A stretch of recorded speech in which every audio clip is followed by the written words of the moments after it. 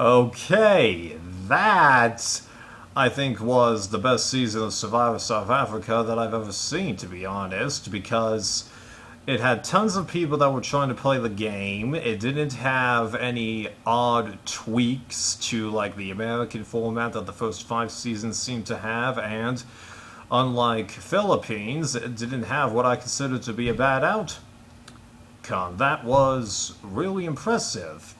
I will admit, though, there is a part of me that felt overwhelmed due to the amount of tribal mix-ups that there were and the fact that there were so many people, but at the same time, that didn't mean that there was more people here to play, to be honest, and yeah, I think I can let that go, although I do think it's unfortunate to some people that I wasn't able to fully get all of their story. Like Dante, I didn't get much of his story. Sorry about all the bumps. I think my stepmother's working out. Sound travels in this house really well. And then there was Corbus. He seemed to drop off in the edit for a while, and then he came back. Steffi, I forgot about her for a while, and then the guy who was in the top 3, it's just kind of unfortunate that I'm in that position, because people were here to play, I just couldn't keep up with everybody, even with this show, I think, having slightly longer episodes than usual. And I gotta admit, I was really impressed with how they were actually able to handle having 21 people in a 39-day season, and it felt like they actually took advantage of all the days that they had. You're learning, people, you're learning. So that was really good. And, yeah. Now let's talk about the meat of this season, the Island of Secrets, which, according to like a sentence on top of the wiki page for this season, seems to be based off on Ghost Island in Survivor 36. I liked what they had there, given how I've been kind of exposed to this with, I think, the Outpost on Survivor New Zealand Season 2, albeit this seemed to matter a lot more than what happened in that season, because, you know, it really seemed to be, it could help you, it could harm you, whereas in New Zealand it seemed to be, you know, a competition a lot of the time, that sort of thing, yeah. And I really do like how many different things that they had there. You know, you had the game of chance that Rob lost, you had the bits of exile where people might have had to defend their alliance system. There was the playing of various hidden immunity idols, and then there were advantages in the game. Nice, and what's really interesting is that unlike seasons of the American version that I've seen, because as of when I'm recording this, I've only seen up to the very beginning of Ghost Island, not all the advantages were used, which is something that I'm not used to, because like Jacques, I don't think he ever ended up using the advantage that he could only use like up until the merge, which I think was steal a reward. I don't think that was ever used. And then you had a Letitia not use her vote steal, which I'll touch more upon later, and there might have been one other thing I really can't remember. Whatever. But yeah, that was all pretty interesting, and I'm glad that they only had someone be immune from being voted out one time, and even then, that contestant had the option of not taking that immunity, so that added an extra twist to it, and that was nice, yeah. And especially with the fact that it came right before Tribe Switch. That was interesting, but I'm glad that that wasn't a recurring thing, though. The one time, and being early in the game, I can forgive that, yeah. And like, even though I'm sure that a bunch of challenges in here were borrowed from the American version, which is becoming a trend now because since there's so many seasons of Survivor out there, you can't really get by without reusing or borrowing challenges anymore. It didn't bother me that much, so that was a pleasant surprise. And then talking about Nico real fast before I delve into some contestants properly. He was fine here, but there were a couple of things that he said at Tribal that got to me. Now, I don't remember exactly what they were, but there was definitely one thing he said before the merge, and then one thing that he said during the merge that made me go either... Why would he ask like that kind of a question? And dude, what is wrong with you? Oh, I remember what it was. It was when at the Final Five, everyone kept playing their idols, and then he goes, "Anyone else have an idol?" Dude, you should be aware of how many idols there are out there. Not if they've been found, but he should be aware of how many there are out there, and just doing the math, he should be able to figure out that Steffi was eliminated by default, like Jeff was able to do that. So, yeah. So that got to me.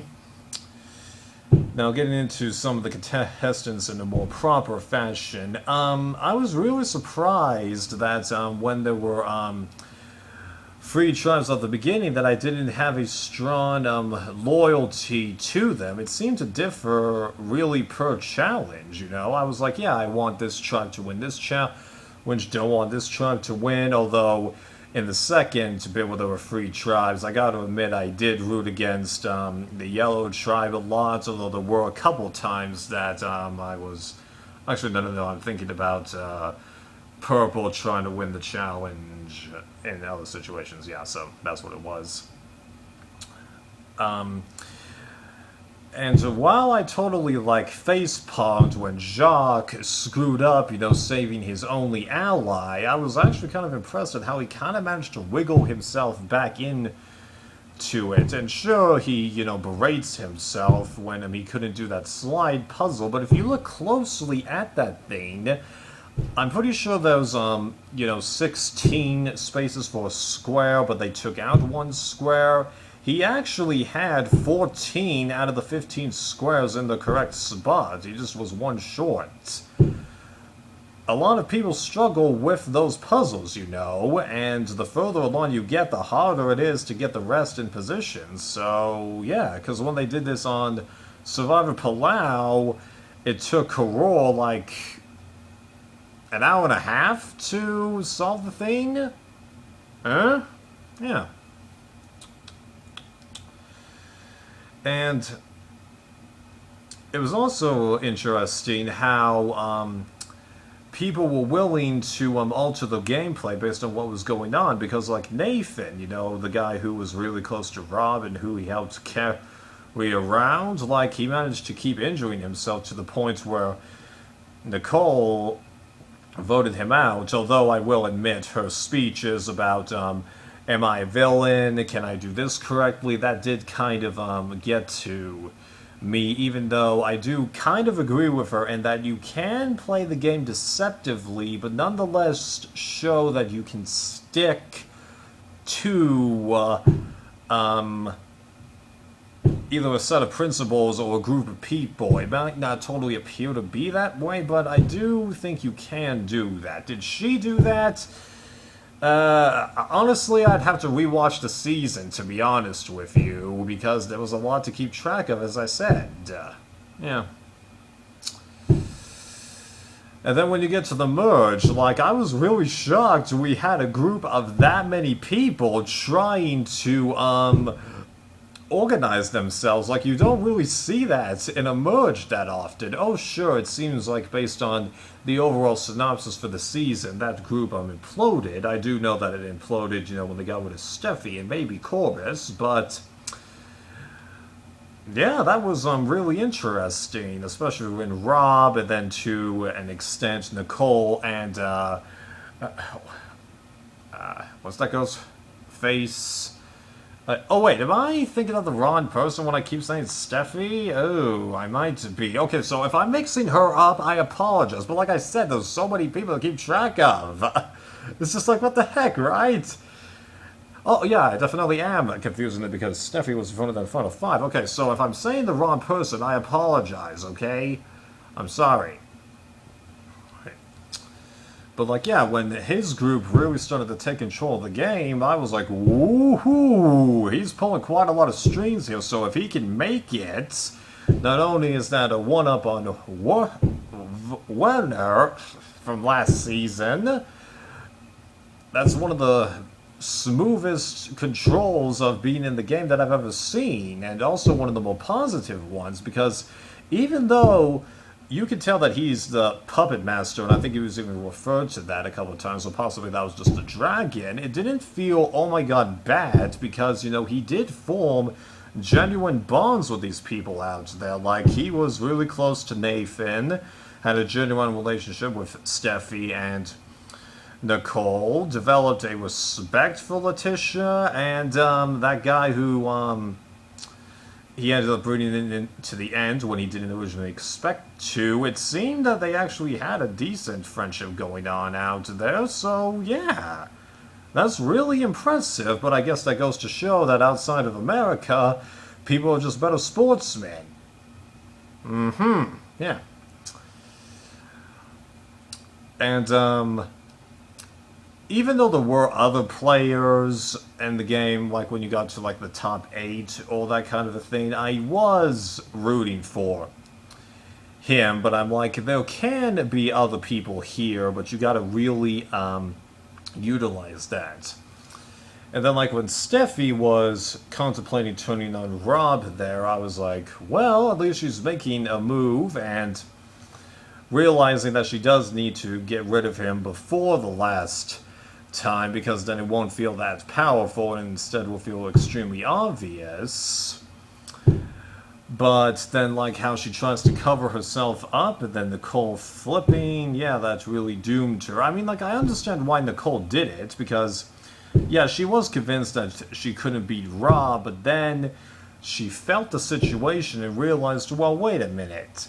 It's a better way for me to win this game, but I'd have to work harder to get there, and if one thing goes wrong, I'm screwed. So, yeah, I don't really blame her for going back to Rob, but even then, she never actually truly did anything to betray him. She just discussed the possibility and was convinced for a while. But yeah, she displayed her cards enough to him honestly that he managed to be swayed. And sure, when you got to the top 4, Rob did say, like, I don't trust her anymore, her remarks just keep doing that. But I'm like, dude, you've stuck by her for this long, don't turn against her, because if you vote her out, while that will pretty much guarantee that you win the game, it'll show that you never truly formed relationships that were positive with people out there. So it's not a good idea to turn on her, and just, she's been doing this the whole time, and now you start to get tired of it? That really was kind of an odd remark. I'm just like, turning on her is like the worst thing you can do. You know that, and you yourself have said, you're not in this for the money. You're just there to play the game. If you were being totally selfless, which he mentioned in one of his confessional, he's like, I wouldn't want to win. I would want Nicole to win this game. So thankfully he was able to bring her along with pretty much the ultimate take to the end person. I mean, like, I was kind of nervous that the jury would award it to him, but so many of them correctly pointed out, you sucked, dude. Yeah, you've pissed the least amount of us on here, but playing this game? No, you didn't do that at all. And it was really interesting to see how, while by all rights, you know, people should have given it to Rob, just like that, Nicole actually provided really darn good answers, and you could tell that while those two worked together, at the same time, it was different enough gameplay that the jurors are like, okay, I actually do have to think about this for a bit.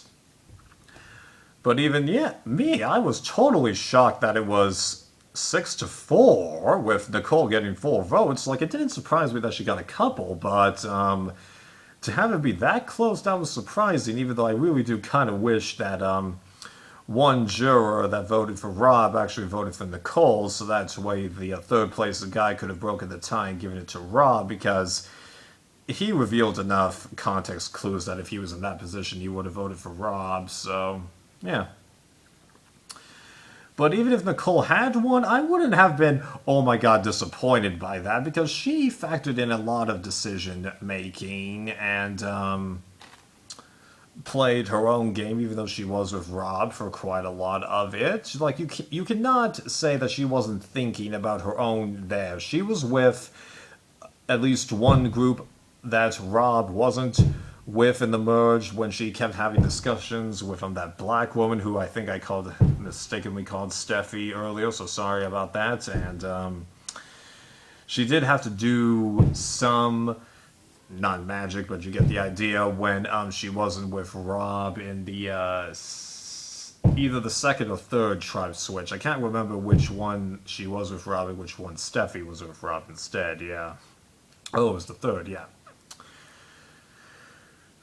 Oh, I forgot about Letitia and her vote steal bit and why she didn't decide to play that. Well, the whole time I had been thinking that, she would do it, but it was only after she didn't do it. Like, she didn't even have to give that explanation where she's like, the math was not in my favor, that I was like, yeah, but most likely she was going to go anyway, because Rob won immunity, so that takes care of the biggest threat to win the game, having immunity, so she can steal Nicole's vote and try and vote her out, but that requires convincing the other guy there to vote for Nicole when she had tried to vote him out the last tribal, and he knows that he has no chance, well, shouldn't have a chance to win the game compared to the other two, so that seems unlikely. And even if she manages to steal a vote correctly and then make it a two vote, either there's a revote which will vote her out or result in another tie, and then she presumably would have to make fire. What are the odds that she's going to make fire? So 90% of the time, at least, she's getting voted out anyway, so it was kind of like a why bother kind of thing. And then also, even though she didn't say this, that shows that she was able to stick to her principles. No loophole, keep the game honest, can be voted out with her head held high, and even then she might be thinking, I can actually do more if I'm on that other side with my jury vote. So yeah, I actually don't blame her in hindsight for not using it. It makes sense. Yeah. And do I feel like there were too many hidden immunity idols? Sort of, but since it seemed like they didn't do too much hiding them, and that there was only one idol per tribe and then one new merge idol, I don't think that was, oh my god, unreasonable. Especially since idols didn't get played for so long in this game, so I'm not going to criticize them for having more idols than I think the American version would, because I think they actually handled that fairly well. Yeah. Well, I had a lot to say about this season, I guess, but yeah, this was awesome. I really enjoyed it. See ya.